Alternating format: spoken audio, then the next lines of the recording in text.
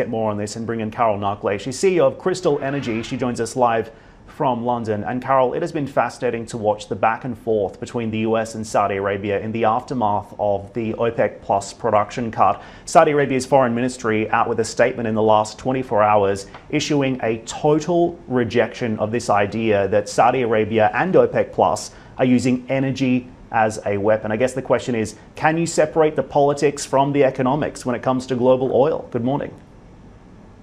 Good morning, Dan. Well, I'm not surprised by the Saudi statement, and we saw the backlash since the announcement last week of cutting 2 million barrels a day.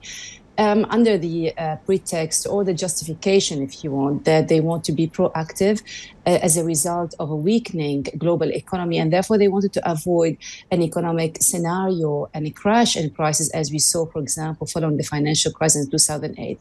That we understand. But to say that oil is not really influenced by politics or cannot influence politics is rather naive, because oil enters into almost every single aspect of our modern life. And it has an implication on the global economy, on global geopolitics, and especially that you have in the OPEC Plus a key member that is Russia. So I find it hard to see how you can distinguish the decision that OPEC Plus took last week, completely, distinguish between economics and politics. It does have a political implication, and that's why we saw the statement from the Saudis, I think, yesterday. Indeed, Carole, it's also why we've seen the United States continuing to push back. President Biden now saying he's going to undertake a wide-ranging review of this strategic relationship with Saudi Arabia. What do you think this review between these two allies, when it comes to how they interact with each other in the future, might actually entail?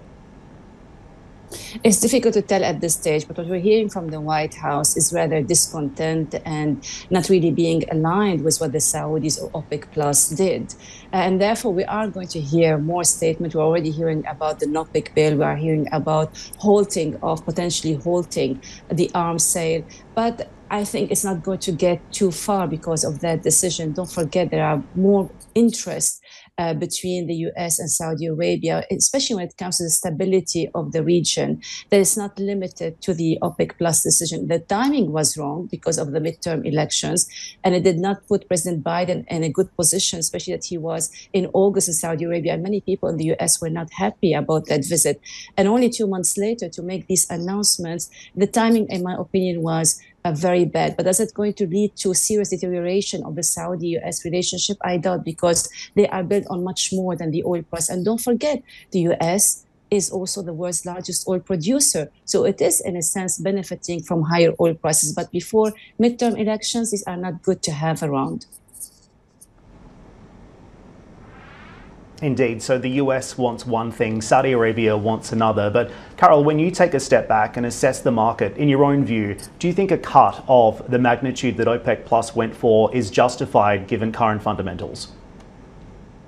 I was a little bit surprised by the volume, because originally they were talking about 1 million barrels a day, and then within 24 hours, the rumors jumped to 2 million, and then it became actual 2 million. Now, the argument goes is that it's not that you're going to take 2 million barrels out of the oil market, because there's a difference between what is being announced, what is actual, since many OPEC Plus members have been producing below their production allocation quotas. However, oil prices are still in healthy levels. I mean, they are closer to 100 and they are closer to 80.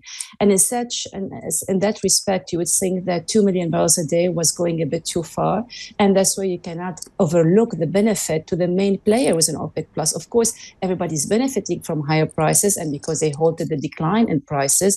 But I would say that the biggest beneficiary from this step, whether directly or indirectly, voluntary or involuntary, is going to be Russia, especially ahead of the price cap, because the price cap has not been set on Russian oil, but it's going to depend on the market on the price that the market will set. So the market price is 80, the Russian oil price cap is going to be probably around 60. If the oil price, however, is 100, then the price cap is going to be more or less in the region of the 80. So in that respect, Russia has come out a beneficiary out of these massive cuts.